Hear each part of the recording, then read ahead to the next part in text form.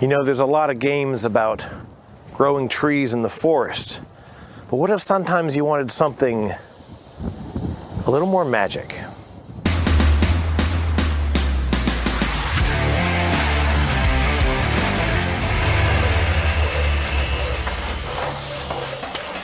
Hey there everyone, I'm Jeff, your tabletop technician here on the Dice Tower, and if you're looking for a little magic in the forest, then I might recommend the Forests of Pangaia. Now this was a self-published game that ran a successful Kickstarter campaign back in the summer of 2021, but it missed its March of 2022 delivery estimate by a good 9 months.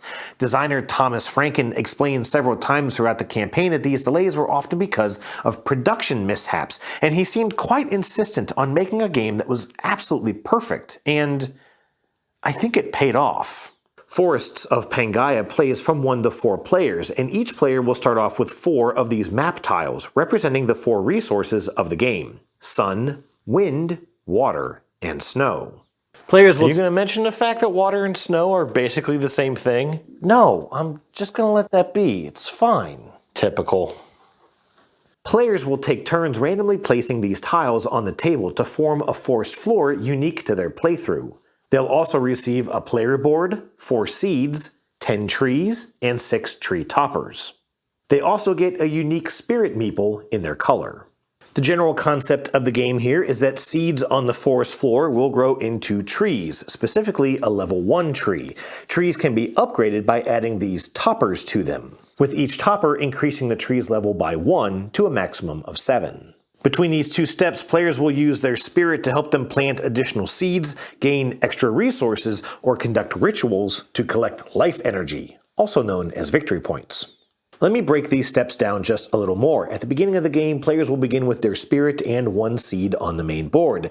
At the beginning of their turns, they'll grow any of their eligible seeds into level 1 trees. This is done using a quick area majority mechanism. If a player has the most seeds on a space, they can grow a tree on that space. If, however, they are tied for the most seeds on a space, then they must have the majority of trees around that space, with their spirit meeple counting as a tree if adjacent. If a player has neither the majority of seeds or trees around that space, then they may forfeit a life energy victory point in order to make that seed grow against all odds. Every player who had a seed on that space gets their seed back, as well as a resource of whichever of the 4 land types that space was within. Don't you mean 3.5? Don't. Just don't. Up next, a player will put their spirit to work. There are 4 things you can do with your spirit, the first of which being leave it where it's at and simply repeat its previous action. Beyond that, however, you can place your spirit onto any lake on the main board and place any number of available seeds into 1 space adjacent to that lake. Only spirits are ever placed on the lakes, and seeds can come from anywhere on the main board or from your supply, which does not include seeds currently on your player board. The next thing a spirit can do is visit this resting space on your player board. This will provide a resource for each empty topper space on your player board, so you could get up to 6 of the resource your spirit represents. Unless you're the snow spirit, and then you probably go, all right. The last thing a spirit can do is conduct a ritual. This is perhaps the hardest part of the game to explain, but there are 3 different rituals you can perform. Trail rituals require you to have a tree on a space of both the land types shown on the card, and you'll score points for each of your trees and each level 1 tree on the shortest route between the 2. Star rituals require you to choose a singular tree on the appropriate land type and score 1 point for it, for every one of your trees, and every level 1 tree in the 6 spaces around it. In both of these instances, any opponent's level 2 tree within that ritual will instead give its owner 1 resource of the land type its tree is sitting on. In addition, each one of your trees will decay.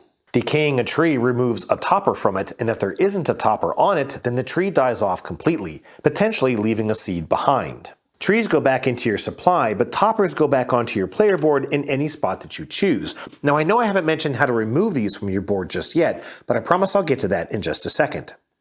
The last ritual type is the peak ritual. For this, you'll choose a tree on a space of the appropriate land type and score its level +1, so a maximum of 8 points. But then the entire tree is killed off and you get to jettison a number of seeds up to the tree's level to any of the 7 spaces under or around where it previously lived. I don't know why that ritual is so unique, but I'm going to go ahead and move on to the last phase of a player's turn, growing trees. Growing trees costs resources, anywhere from 1 to 4, and each purchase requires you to use unique resources of the 4 types. Yeah, that's what I thought. With the resources paid, a player can place the appropriate topper onto any of their trees in the forest. Upgrading trees can provide additional benefits based on the symbols on the player board. First, some toppers share paths connected to seeds on your board. If all the toppers connected to a seed have been removed from your board, that seed is unlocked and is added to your supply. Also, some toppers show a planting action next to them. These allow seeds to be planted onto any of the 7 spaces under or around the tree where the topper was placed following its purchase. One of these seeds can be one that was just unlocked as part of the purchase. Lastly, the top 3 topper spots on each board show victory point symbols, which players will earn if those toppers are still in play when the game has ended. Players can purchase as many upgrades as they can afford on their turn as long as each purchase is made using unique resources. In addition, your victory points count as a wild resource, which means you can use points gained from rituals to literally reinvest in your own forest. The game ends when either Mom says stop arguing with yourself and Snow just frozen water. The game ends when the last ritual card is played from the display, or in the rare instance that a player has all 10 of their trees on the main board, but can't perform any available ritual. Players will end the current round, but then they'll have a chance to grow any remaining seeds into trees, following the normal rules, except for that they cannot pay any points to force a seed to grow. Players will then have a chance to play one last ritual card that they might have in reserve, before moving on to final scoring. This game is fantastic. I mean, on the surface, it is so simplistic. You plant seeds, grow seeds in the trees, upgrade trees into bigger trees, and score some points along the way. But the way that these rituals work, and most importantly, the order in which these events take place, make this game incredibly strategic and tactical. First of all, I mentioned that players might have a spare ritual card to score at game end. That's because players start the game with a private ritual card in front of them, and when they perform a ritual, they can either use one of the ones from the display or the one that they've been holding in secret. And if they do play their own card, they can replace it from either one of the ones on the display or from the top of the deck. This means that a player can rake up a card they think they can score big from later, or that they fear an opponent is about to score for a ton of points themselves. Alternatively, they could just perform the ritual straight from the table. It may only score them a few points, but denies that opponent the satisfaction of their own score. This tug of war, not just between players, but between public and private goals, is what makes this game so deep and thought-provoking. In addition, the ability to leverage your points for bigger plays gives players a ton of agency in this game. Of course, sometimes those gambles don't pay off, but just the fact that you can invest in yourself is one of my favorite aspects of this game. And there are 2 modules that I haven't even mentioned yet. Up first are the achievement cards. These are very simple. There are a variety of these cards in the box, and you choose 2 of them at the beginning of the game to score at the end of the game.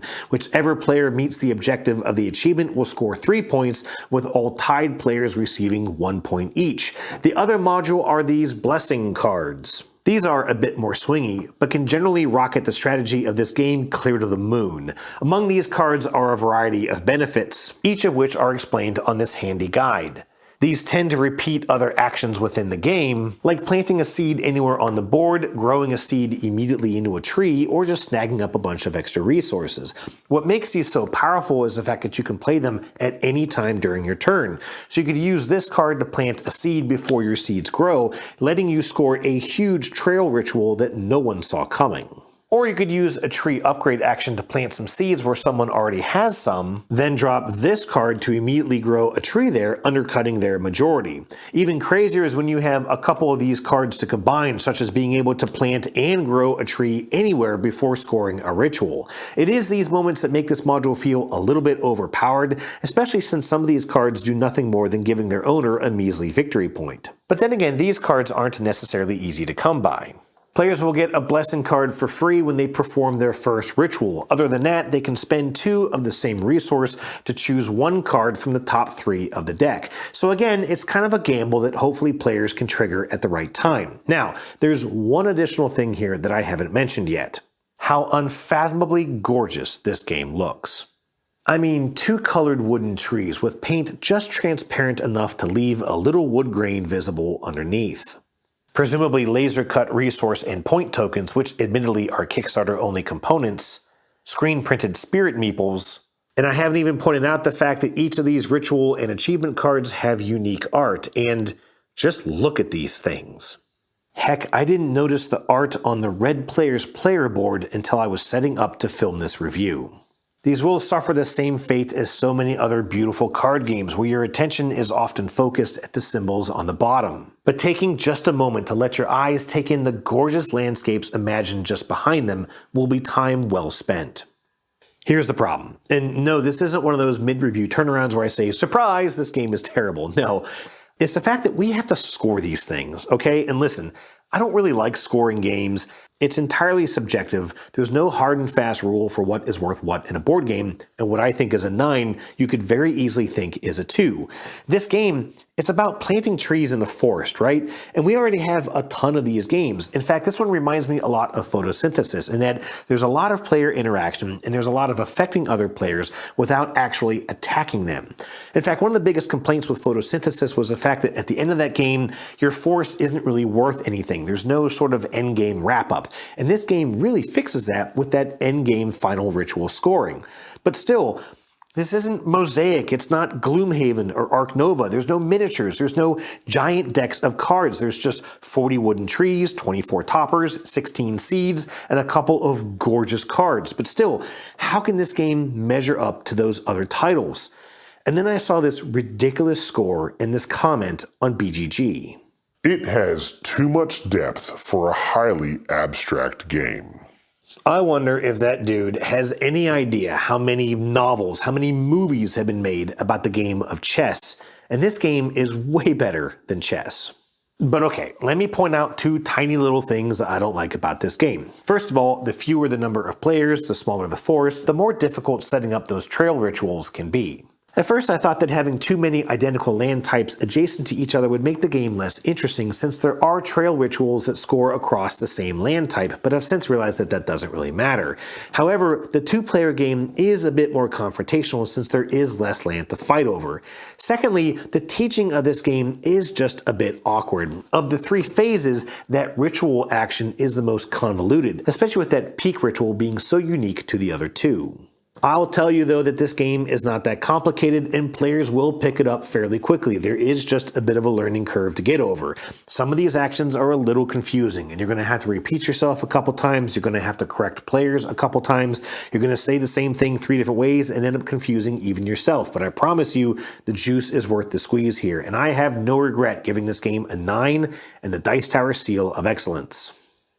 This game even has a solo mode to it, which is quite unique from the competitive game. And I played it, because after playing this game at all the other player counts and finding nothing to really gripe about, I thought, heck, why not try out the solo game? And I'm going to tell you a little about it, albeit quickly, since I already got a little scolded for my 30-minute long review of the Age of Atlantis. The solo game of Forests of Pangaia introduces a corrupted spirit. The spirit starts off with all of its seeds on the board as well as 1 tree, and then uses this deck of action cards to dictate where the spirit goes and what it does there.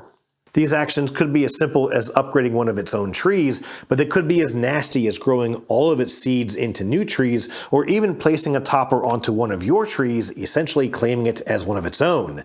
And it gets worse. Each board tile starts off with a resource of its type on the tile, representing the land energy of that part of the forest. If the AI ever has more of its trees on a space while sitting on that space than you do, it'll remove energy from that tile. If there isn't a resource on the tile and it would try to remove more energy, it then corrupts that tile. Whenever corruption is added to a tile, all of your trees and seeds are vanquished from it, and you won't be able to place any more seeds or grow trees there until you can visit the lake space on that tile and spend 6 of your hard-earned victory points to remove the corruption. In addition, you can add land energy to a tile, placing a resource from the supply on it by spending only 3 of your hard-earned victory points. Now, there is another way that energy can be drained from a tile, and that's if the corrupted spirit spends 2 consecutive turns there, which will happen every time the lone storm card is revealed from its deck. All of this sounds pretty bad, so how do we stop it? Well, you're still trying to conduct rituals as normal from the base game, but whenever the corrupted spirit's trees get caught up in your ritual, those trees decay, and if any of them were upgraded, including one of yours which the spirit corrupted, you have the option at that moment to lock that topper piece onto the corrupted spirit's board. You do this by spending your resources or points just as you would when paying to upgrade your own trees. Basically, you play the game normally, but you also play the corrupted spirit's game in reverse. In fact, whenever you place a topper on their board that could connect all the paths to an empty seed space, you choose one of its seeds to also lock back onto its player board. Components of the corrupted spirit you've locked onto its board never return into play. So once you've placed 6 of its toppers and 3 of its 4 seeds onto its board, you immediately win, with your overall success being determined by how many tiles are corrupted by the time you've accomplished this. Of course, if 4 tiles are corrupted before you can lock up the spirit, or you run out of rituals to perform, you lose. There's a definite potential for really bad luck here if that storm card keeps getting shuffled near the top of the AI deck. There's also a decent amount of AI management here in determining how the AI spirit takes its actions, with targeted locations being determined by a mix of proximity to that spirit's meeple on the board and the direction of that spirit's player board as you set it up on the table. This got just a little more fiddly than I wanted it to be, but oftentimes it doesn't really matter which space the AI takes its action in, so you could probably just kind of wing this if you'd prefer. However, it's that added challenge of trying to time that ritual for when it's best for you and worse for the corrupted spirit that made this solo mode both unique and quite clever. The only thing I wish Forests of Pangaia did was lean just a little more into the supernatural. I mean, wouldn't you love to know what kind of magic you could create in the forest? Cheers.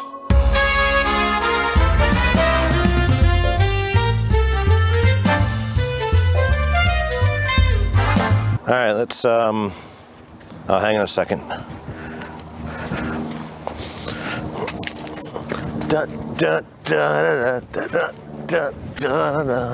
Okay. I'm an idiot.